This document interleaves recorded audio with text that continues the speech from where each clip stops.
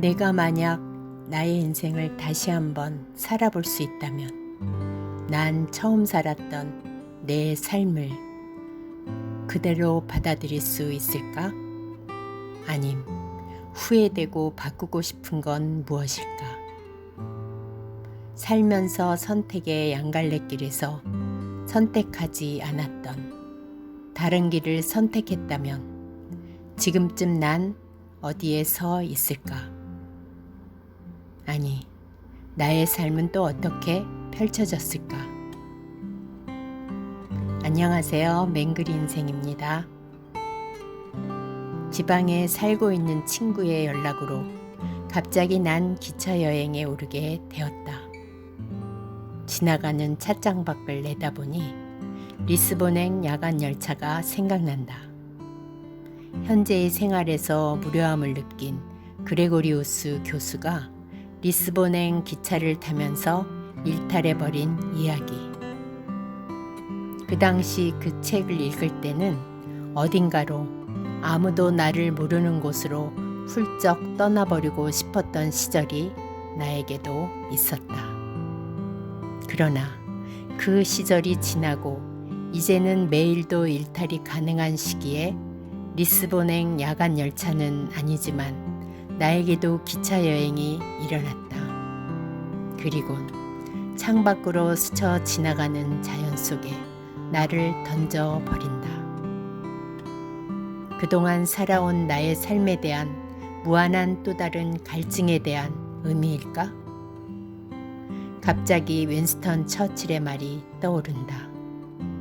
처칠은 내가 인생을 다시 한번 걷게 된다면 나의 제2의 인생은 제1의 인생과 별 차이가 없을 것이다. 란 말을 남겼는데 와, 보통 사람 같아선 감히 엄두도 못 낼 생각이다. 다시 태어나도 처음 같은 인생을 살겠다라는 것은 자기의 삶에 만족한다는 의미이다. 자신의 삶에 만족한다는 것은 그만큼 부끄러먹고 제대로 살아왔다는 뜻이다. 그렇다면 우리의 삶은, 아니 나의 삶은 과연 나도 이렇게 답할 수 있을까? 처칠은 영국의 귀족 가문에서 태어났으나 공부는 그리 잘하지 못하였다. 하지만 그는 정직하고 친구들 간의 사이도 좋았으며 책을 즐겨 읽었고 리더십이 뛰어났다. 영국 사관학교도 삼수만에 들어갈 정도로 공부를 못했지만 학교 생활은 성실히 해냈고 훗날 수상도 되었다. 또 국민의 신뢰를 얻어 그는 두 번째 수상을 차지했으며 세계의 자유와 평화를 위해 헌신하는 듯 노벨 문학상도 수상했다. 이러한 그의 삶을 볼 때 처칠은 그야말로 인간 승리, 최고의 삶을 살았던 것 같다. 그런데 난 얼마나 제대로 못 살았으면 인생 제2막을 거론하며 또 다른 나의 삶을 꿈꾸려 했던가.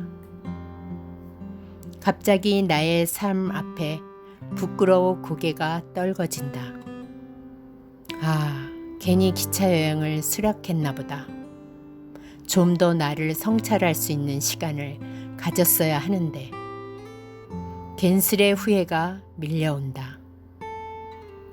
우리는 누구든 어떤 삶을 살았던 간에 자신의 삶에 만족한다면 정말 최고의 삶을 살았다고 할 수 있다.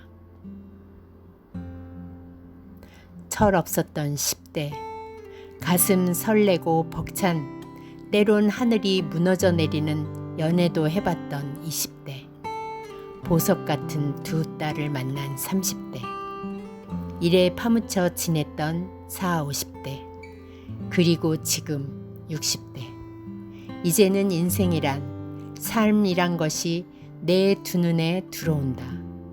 그래서 난 다시 인생 2막을 열었고 이제는 오롯이 나만을 위한 삶을 펼치려 한다.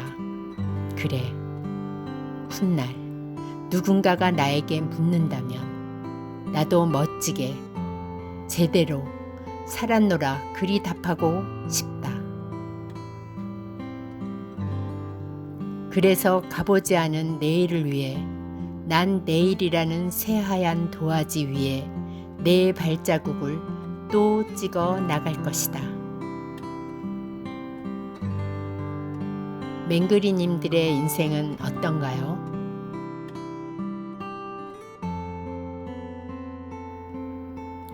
오늘도 끝까지 시청해 주셔서 감사합니다.